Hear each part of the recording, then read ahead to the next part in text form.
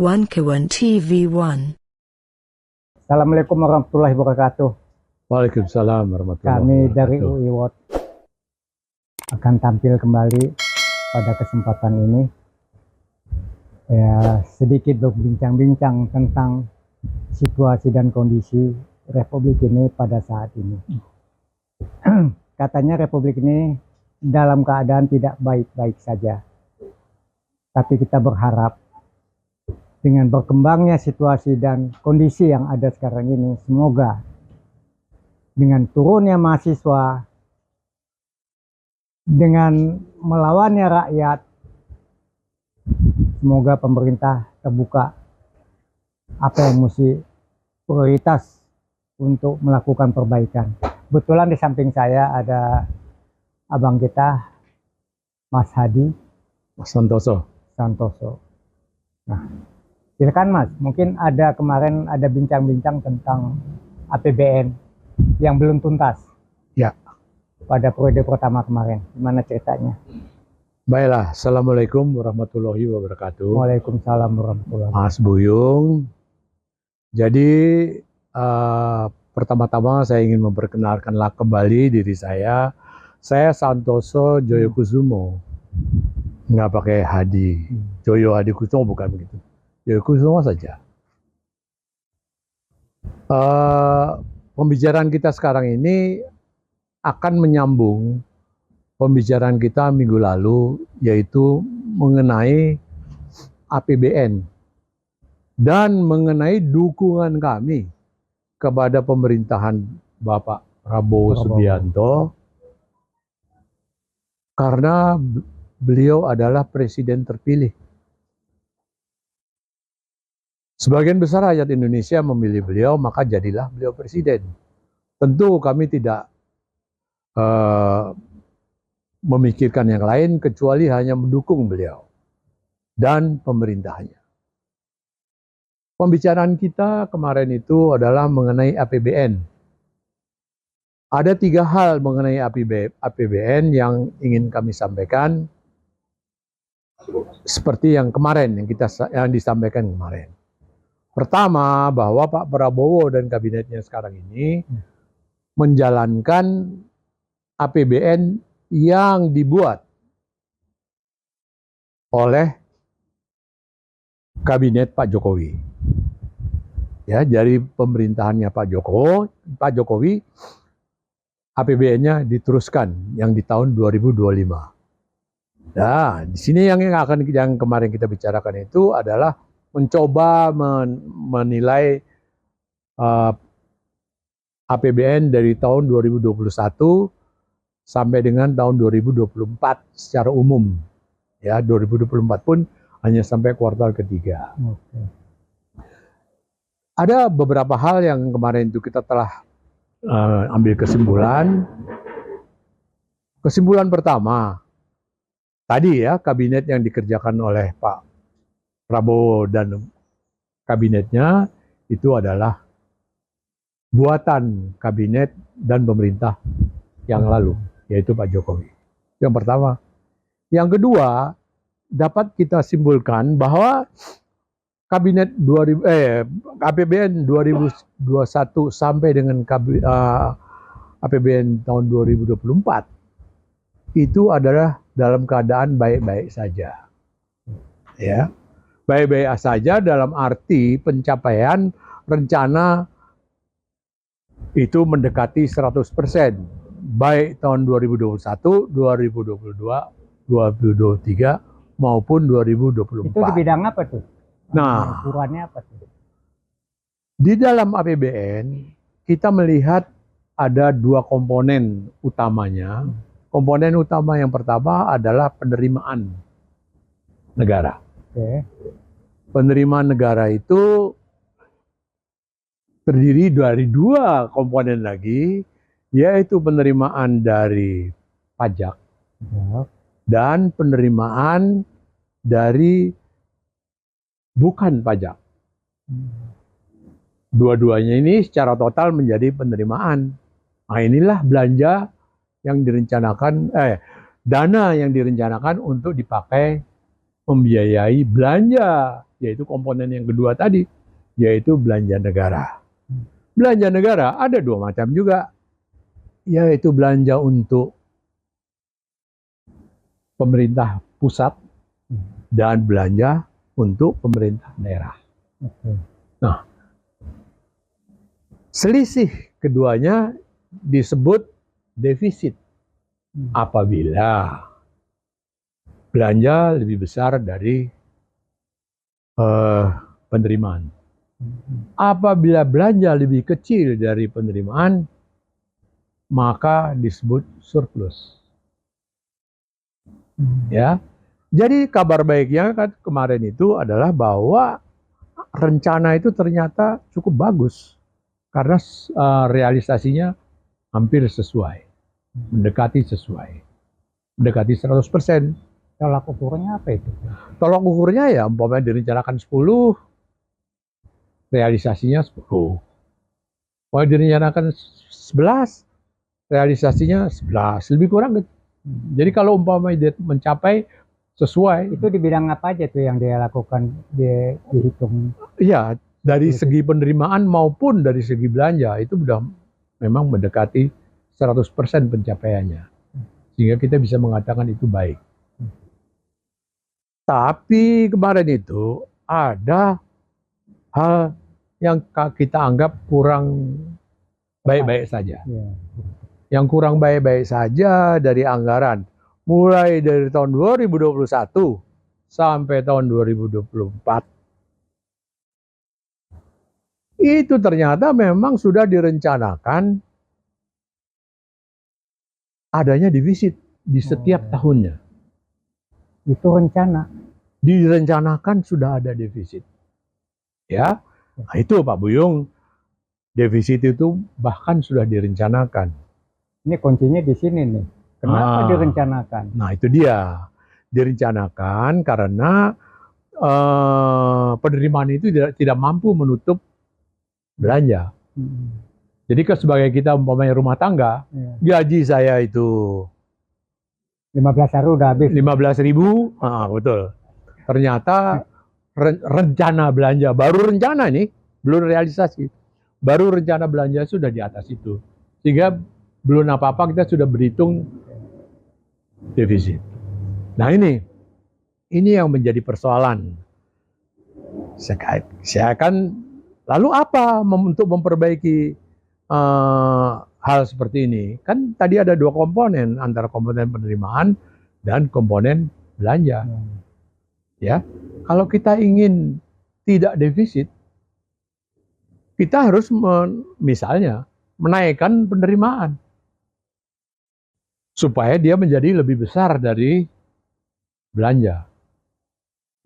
Ya, atau kita harus menekan belanja supaya lebih kecil dari penerimaan. Syukur-syukur bisa dua-duanya, penerimaan naik tapi belanja berkurang. Tapi kenyataannya, kalau kita lihat, kenapa tadi dibilang dibikin defisit, itu sebenarnya karena korupsinya terlewat banyak ini. Sehingga kalau mau supaya nggak defisit, mereka akan bekerja benar dong. Tapi kenyataannya koruptornya lebih banyak nih daripada. Nah ini ya, jadi nanti kita akan sampai kepada masalah itu.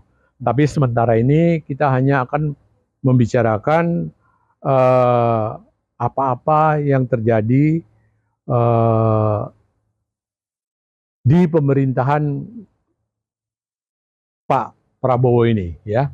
Dari kabinet ini, sebagai kita terlihat bahwa dia jelas-jelas mengerjakan APBN, ya, anggaran belanja yang dibuat oleh rezim yang sebelumnya. Ya. Nah ini itu dilihat. Nah kita semuanya kemarin mendukung adanya pemangkasan atau pemotongan atau bahasa halusnya efisiensi anggaran.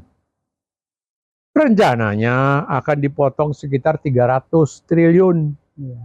300 triliun atau 306 atau berapa, segitu-gitu itu yang direncanakan akan dilakukan. Memang rencana itu pada waktu pertama kali dihembuskan, memang tidak disebutkan kemana dan yang apa yang akan Oke. dipotong. Jadi dipotong tapi belum dikasih tahu buat Pada apa. waktu itu kan tidak ada. Ya. Pada waktu itu belum Belum ada. ada ya. Belum ada disebutkan untuk apa Ya, dan dari mana. dari mana? Ya. Pos Karena mana yang dipotong? betul, karena pemotongan anggaran ini bisa ya dengan mengurangi belanja ya, atau tidak membelanjakan dana itu, sehingga secara total bisa berkurang. Kita semuanya mendukung waktu itu apa yang akan dilakukan, ya. Ya. Jadi mau potong berapa, di mana kita belum tahu. Waktu itu pesan kita secara dalam pembicaraan minggu lalu, yaitu silahkan dipotong, silahkan Oke, dipangkas. kita setuju lah dipotong, tapi setuju. untuk apa? Jelas. Tapi untuk apa dan haruslah selektif. Iya. Syukur-syukur dengan pemotongan, tapi target tetap dicapai. Iya. Nah, ternyata sampai sekarang kita tidak jelas, bahkan pemotongan itu diambil dari mana, dan yang mana dipotong, dan berapa besar. Tapi justru karena ketidakjelasan ini terjadi kekisruhan di mana-mana, kehebohan di mana-mana. Indonesia gelap lah ya. Ya, Indonesia menjadi gelap. Indonesia menjadi gelap. Tidak jelas yang mana mau dipotong, berapa yang mau dipotong. Ini satu, penting.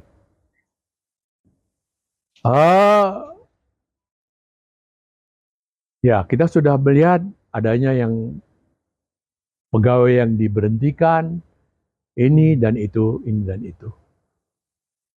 Mahasiswa juga mulai sudah bergerak. Ya. Resah mahasiswa. Resah. Masyarakat pada umumnya resah mengenai pemotongan. Nah, itu memang betul. Karena pemotongan ini tidaklah kecil.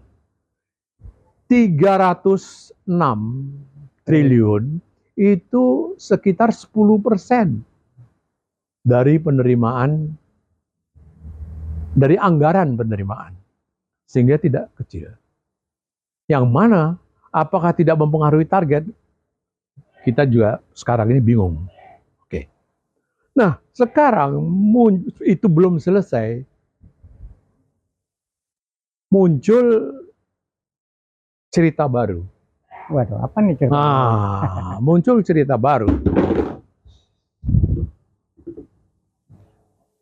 Jadi cerita baru itu adalah akan diluncurkannya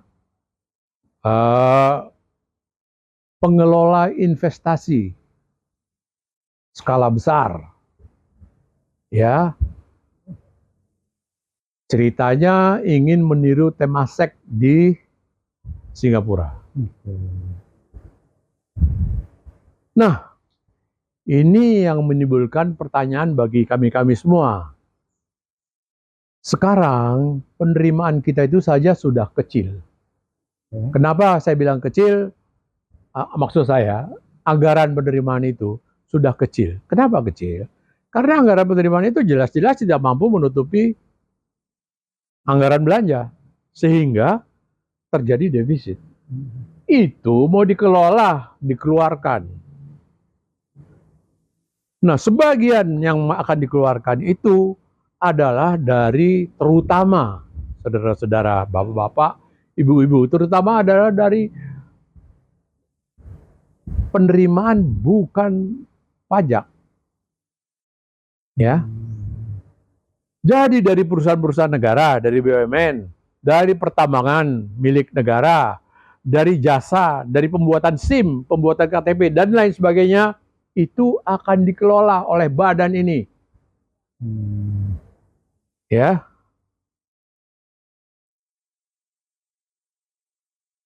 Saya ingin mengingatkan bahwa hal ini menjadi sangat rumit. Pengawasannya sangat sulit, sehingga sangat mungkin menjadi sarang korupsi. Lagi. Bukan sarang korupsi baru.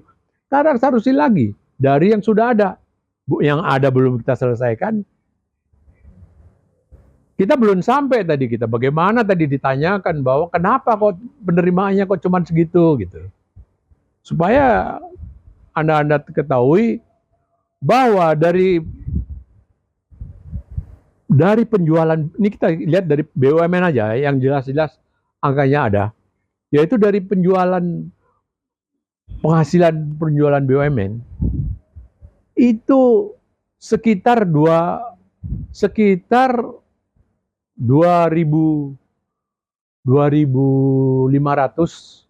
ribu triliun. 2.500 triliun. Ya.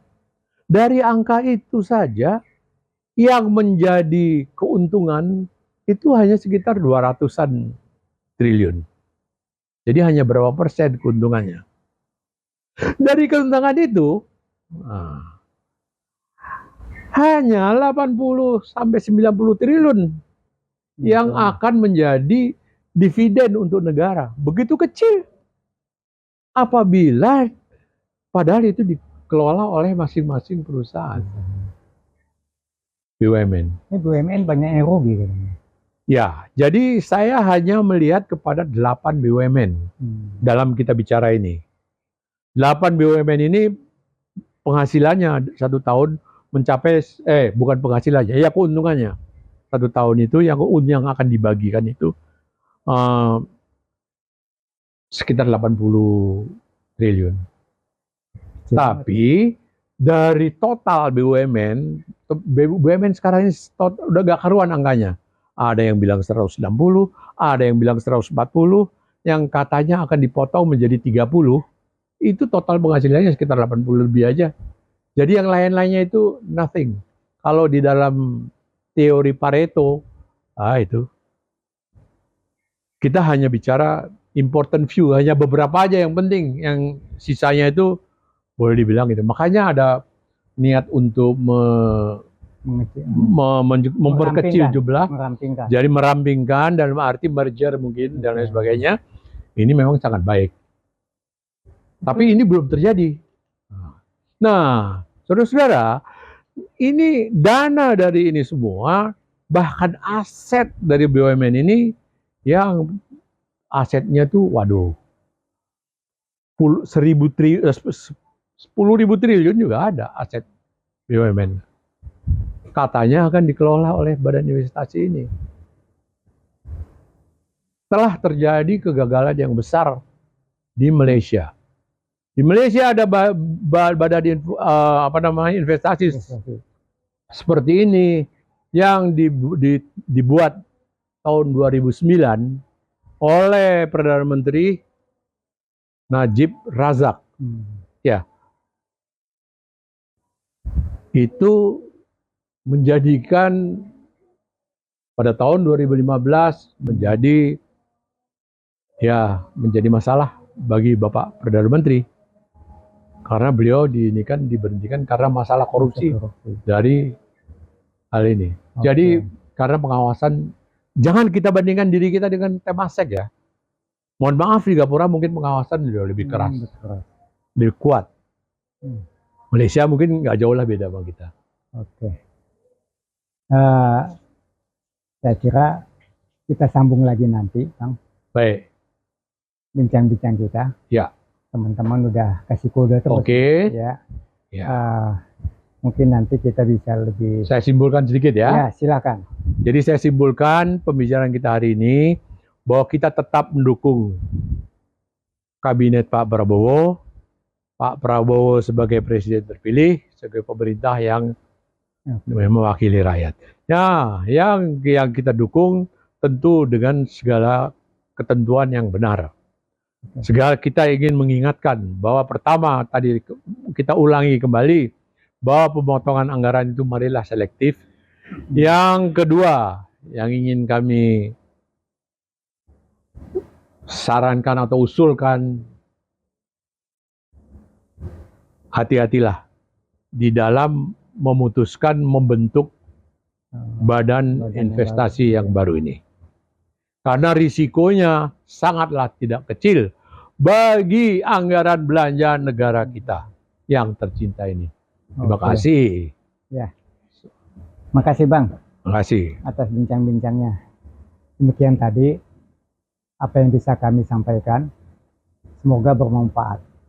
Assalamualaikum warahmatullahi wabarakatuh. Assalamualaikum warahmatullahi wabarakatuh. Ya Bang. Salam dulu kita Bang.